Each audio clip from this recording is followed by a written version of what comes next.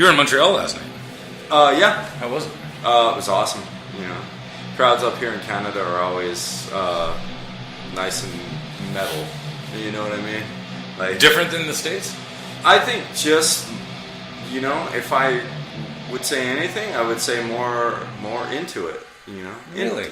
In general, it's like there's like a breaking point. You know, some areas in the U.S. I think maybe they're a little jaded, and they're just like, oh, been here, done that. You know, kind of a thing. Right. That at least that's the impression I get. And up here, I just kind of think that it seems like they're a little bit more into it. Yeah. Interesting. Yeah. I always thought it was the opposite. Really? Yeah. Have you been out to Korea? Yes, I have. Yeah. They're insane. Yeah. I mean, you know, the one thing that I think you could definitely count on is any society that hasn't been exposed to something and is starting to gravitate towards something for the first time is ravenous about it. Right. So, you know, 20 years ago, South America was just nuts. Yeah. Russia Absolutely. was, you know, insane. You know, those kinds of places. You know, India is another place that's, you know, oh, yeah? ravenous for metal. Yep. I never would have thought India. Yeah, it's awesome. It's very cool. So this is pretty cool. You're doing your, I guess you started, 2 weeks ago? Yeah. This tour? Yep. And it's going well? Yeah, it's going great. You know, the Armored Saint guys are all good friends of ours, and they're just so cool to us, you know? They're so laid back, it's almost odd, because we're used to coming into opening situations with other bands where it's like, all right, get your shit on, get it off, you know, get out of our way, right. Kind of a thing.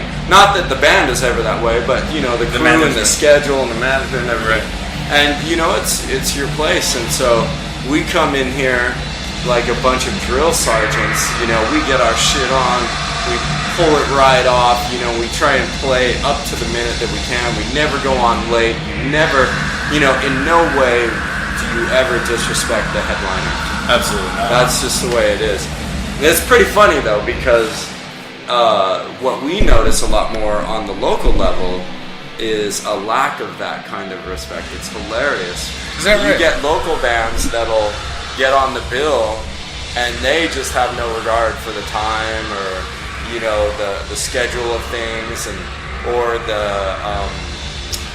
the headliner's space, you know, right. Stuff like that. So you've been both. Yeah.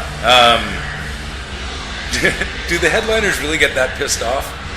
Just depends on the headliner, and that's the thing. When you were headlining, say with Megadeth, would you get that pissed off if someone went a little over time or they started a little late? Is it a lack of professionalism, or is it? Well, it all depended on the circumstances. I personally had no stake in it one way or the other. I would definitely go on when I would go on, you know, and that was all up to Dave. So Dave would kind of steer the ship in terms of, you know, hey, this band's going over, they got to cut a song, or, you know, we're not going to go on after them, or, you know, that kind of a thing. He would be the decision maker behind all of that. Okay. But it wouldn't screw up your timing or anything. I mean, warm-ups and getting ready for a show, if someone goes over time, how does that affect, well, or would that affect you? The one thing this industry has taught me is that warming up is sometimes a luxury. Is that right? Yeah. I mean, I love to warm up. I would be practicing all day long if I could. But it's really good for a musician to know that they can play it. You know what I mean? Yeah. I think the biggest thing about when you go on stage, the thing that'll make you play the best is just comfort in knowing that you can play it. Confidence. If you feel like, oh, I haven't warmed this part up, I don't know. Well, then it's almost guaranteed part's not going to come out well, because right. you're worrying about it. You start putting out these erroneous movements in your fingers and your hands. You start over controlling your playing, stuff like that. Thinking too much about it. Absolutely, yeah. So that's the one thing that this particular music genre has taught me, is just that, hey, sometimes you don't get those warm up or that luxury, but guess what? You know, you still have the ability to do it and make it happen. So. Now, before, you were in bands with two guitar players for the most part. Right. Now you're in a one guitar player band. Yep. Talk about the differences, I don't know, psychologically and physically for that. I mean, it's a huge change, right? Well, yes and no. I mean, we record like we're in a two-guitarist band. Right. So I'll do rhythms and leads over the top of the rhythms and stuff like that. Right, but on stage. On stage, I do my best to carry it as I can. You know what I mean? So I will pull out every trick in the book. Like I play through fractals. So I'll use the harmonizer on the fractal. I'll use the looper on the fractal when possible. I try and make my sounds as big as possible. When I go for leads, it's probably a little bit thicker of a tone than it would be if you were in a two-guitarist band, because you've got more room to have a fatter tone, you know? Right. So, bigger boosts, you know? I just try and fill in the space as best I can, but even with regard to that, I tend to like to think back to, you know, like Eddie Van Halen and, you know, Dimebag Darrell and the way they could carry it, you know, even if there wasn't a rhythm guitar underneath. And that's what I really want to try and emphasize as well. So right. I do my best to thicken it up as much as possible, and then at the same time, I really try and sell it, even as a single guitar song. That's awesome. I'm glad you brought up Eddie Van Halen. I try to fit him into every interview I do. Well done. And it's usually I have to do it, but right. You got it today. Right on. Now, also, you have a Canadian in your band. Yep. Is there a difference in thinking? This is kind of I don't know if it might be a joke question, but the Canadian versus the American mentality when it comes to music, recording, touring, life.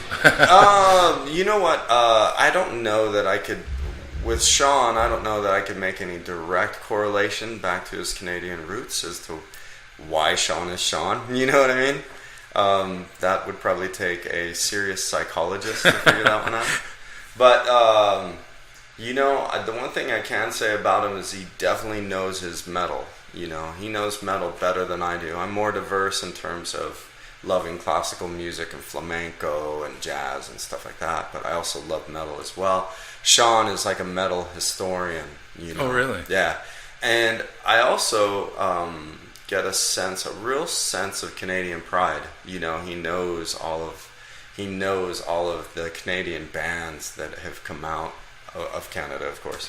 And you know, he reveres them, you know, and to me, that's really cool to have that kind of, you know, sense of history and nationalism in a way. Sure. Yeah. So who are your favorite Canadian bands? Well, Rush would be one of them. I used to like Into Eternity, like Tim, right. You know, is a good friend of mine. And Protest the Hero. That's right. Yeah. You Yeah. know, I pull out the new school guys. Yeah, Sean yeah. will give you all the classics, you know, and so it's the new school guys that I'm more aware of. It pretty much begins and ends with Rush, though, up here. Well, yeah, you know. Okay, so who could not love Rush? My wife, unfortunately, she tells me to turn it off every time it's on. My girlfriend too. She doesn't understand Rush at all. She's like, it's guy music. No, you really do have to pay attention when you listen to Rush. Yeah, it's good stuff. Before you mentioned that you're into jazz, classical, metal, the whole bit. When can we expect some other kinds of music, just as a side project, or do you even think about doing something like that? Absolutely. You know, that's going to be the next thing at the forefront of what I do. Is going to be, you know, probably a solo album, and it will have influences from all of those genres sprinkled on top, especially classical and flamenco. Nice. I've got a lot of stuff that I've written that has a lot of influence. There's a song that I have that has tremolo picking on the classical guitar, much like flamenco music, throughout the whole piece, you know. But then it's got heavy, in-your-face, 7-string guitars underneath it. So, yeah. Wow. Yeah. And how long is this tour? This tour is going till the till the 18th of August. And then you're going to Europe. No, so but that includes Europe. That includes Okay. Europe. Yeah, so we're gonna go. This tour will go until like the 22nd, and then we fly over to Europe, and we're over there for like 3 weeks, and then we come back and we do 3 more dates on the West Coast. That's Las Vegas and 2 in Los Angeles with Armored Saint to end it all. So, nice. Yeah. And then? And then, don't know. It's up in the air. But we, the one thing that we really want to do is we want to do a run from West Coast to East Coast through Canada. So what we're thinking is a good run would be going up the West Coast, because we haven't gone into the northern West Coast yet on Old Scars, New Wounds, and then just cutting across, Canada. We'll let Henry get into some trouble in Banff, and then we'll continue on, and then we'll come down through the East Coast and back to LA. Wow, that's a heck of an endeavor. Yeah, we've done it before, country. though. We like it though, because it's it's like a lot of the promoters are super metal fans, and then of course the fans that show up they're insane. They're awesome. That's fantastic, and this is a good little club. I don't know if you've ever played here before. I haven't.